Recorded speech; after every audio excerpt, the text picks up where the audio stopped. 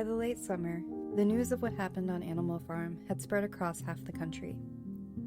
Every day, Snowball and Napoleon sent out flights of pigeons whose instructions were to mingle with the animals on neighboring farms, tell them the story of the rebellion, and teach them the tunes of beasts of England. Most of this time, Mr. Jones had spent sitting in the tap room of the Red Lion in Willingdon, complaining to anyone who would listen of the monstrous injustice he had suffered in being turned out of his property by a pack of good-for-nothing animals. The other farmers sympathized in principle, but they did not at first give him much help. At heart, each of them was secretly wondering whether he could not somehow turn Jones's misfortune into his own advantage. It was lucky that the owners of the two farms which adjoined Animal Farm were on permanently bad terms. One of them, which was named Foxwood, was a large, neglected, old-fashioned farm, much overgrown by woodland, with all its pastures worn out and its hedges in a disgraceful condition. Its owner, Mr. Pilkington, was an easygoing gentleman farmer who spent most of his time fishing or hunting according to the season. The other farm, which was called Pinchfield, was smaller and better kept. Its owner was a Mr. Frederick, a tough, shrewd man perpetually involved in lawsuits and with the name for driving hard bargains. These two disliked each other so much that it was difficult for them to come to any agreement, even in defense of their own interests. Nevertheless, they were both thoroughly frightened by the rebellion on Animal Farm, and very anxious to prevent their own animals from learning too much about it. At first, they pretended to laugh, to scorn the idea of animals managing a farm for themselves. The whole thing would be over in a fortnight, they said. They put it about that the animals on the Manor Farm, they insisted on calling it the Manor Farm, they would not tolerate the name Animal Farm, were perpetually fighting amongst themselves and were also rapidly starving to death. When time passed and the animals had evidently not starved to death, Frederick and Pilkington changed their tune and began to talk of the terrible wickedness that now flourished on Animal Farm. It was given out that the animals were practicing cannibalism, tortured one another with red-hot horseshoes, and had their females in common. "This is what comes of rebelling against the laws of nature," Frederick and Pilkington said. However, these stories were never fully believed. Rumors of a wonderful farm where the human beings had been turned out and the animals managed their own affairs continued to circulate in vague and distorted forms, and throughout the year a wave of rebelliousness ran through the countryside. Bulls, which had always been tractable, suddenly turned savage.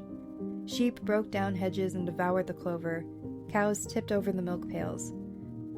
Hunters refused their fences and shot their riders onto the other side. Above all, the tune and even the words of Beasts of England were known everywhere. It had spread with astonishing speed. The human beings could not contain their rage when they heard this song, though they pretended to think it was merely ridiculous. They could not understand, they said, how even animals could bring themselves to sing such contemptible rubbish. Any animal caught singing it was given a flogging on the spot.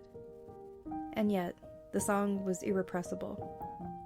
The blackbirds whistled it in the hedges, the pigeons cooed it in the elms. It got into the din of the smithies and the tune of the church bells. And when the human beings listened to it, they secretly trembled, hearing in it a prophecy of their future doom. Early in October, when the corn was cut and stacked, and some of it was already threshed, a flight of pigeons came whirling through the air and aligned in the yard of Animal Farm in the wildest excitement. Jones and all his men, with half a dozen others from Foxwood and Pinchfield, had entered the 5-barred gate and were coming up the cart track that led to the farm. They were all carrying sticks, except Jones, who was marching ahead with a gun in his hands. Obviously, they were going to attempt to recapture the farm. This had long been expected, and all preparations had been made. Snowball, who had studied an old book of Julius Caesar's campaigns, which he had found in the farmhouse, was in charge of the defensive operations. He gave his orders quickly, and in a couple of minutes, Every animal was at his post. As the human beings approached the farm buildings, Snowball launched his first attack. All the pigeons, to the number of 35, flew to and fro over the men's heads and muted upon them from midair. And while the men were dealing with this, the geese, who had been hiding behind the hedge, rushed out and pecked viciously at the calves of their legs. However, this was only a slight skirmishing maneuver, intended to create a little disorder, and the men easily drove these geese off with their sticks. Snowball now launched his second line of attack.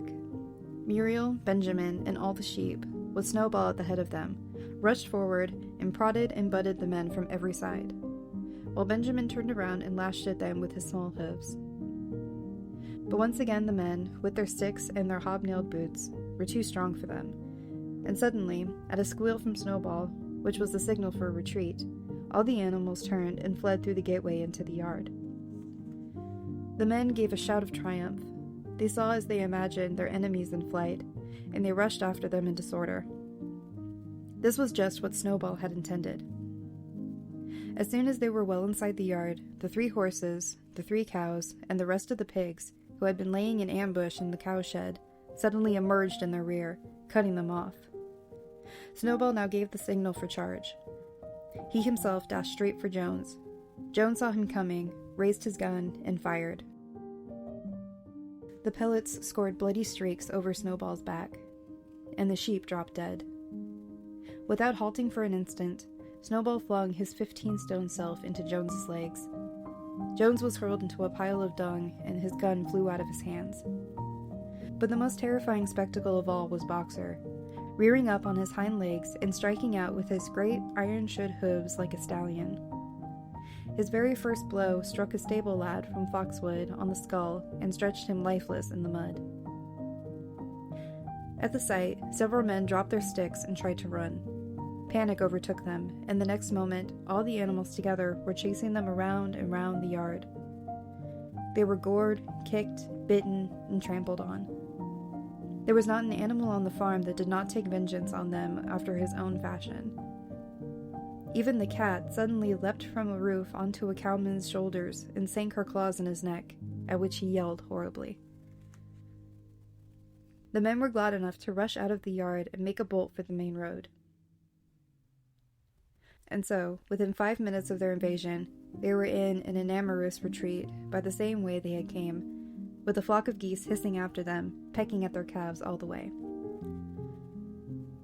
All the men were gone except one. Back in the yard, Boxer was pawing with his hoof at the stable lad who lay face down in the mud, trying to turn him over. The boy did not stir. "He is dead," said Boxer sorrowfully. "I had no intention of doing that. I forgot that I was wearing iron shoes. Who will believe that I did not do this on purpose?" "No sentimentality, comrade," cried Snowball, from whose wounds the blood was still dripping. "War is war. The only good human being is a dead one." "I have no wish to take life, not even human life," repeated Boxer, and his eyes were full of tears.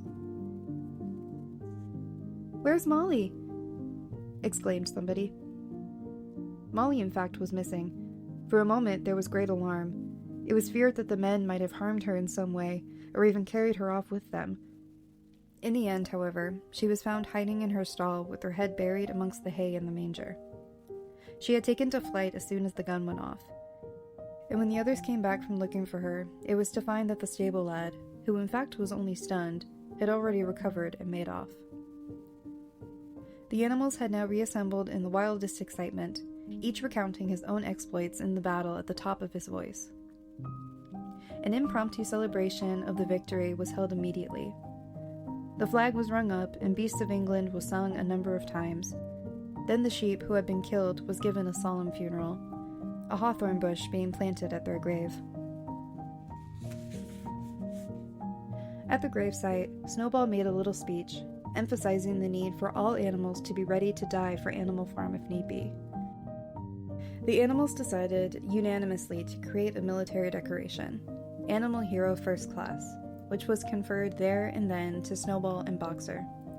It consisted of a brass medal, They were really some old horse brasses which had been found in the harness room, to be worn on Sundays and holidays. There was also Animal Hero Second Class, which was conferred posthumously on the dead sheep. There was much discussion as to what the battle should be called. In the end, it was named the Battle of the Cowshed, since that was where the ambush had been sprung. Mr. Jones's gun had been found laying in the mud, and it was known that there was a supply of cartridges in the farmhouse. It was decided to set the gun up at the foot of the flagstaff, like a piece of artillery, and to fire it twice a year, once on October 12th, the anniversary of the Battle of the Cowshed, and once on Midsummer Day, the anniversary of the rebellion.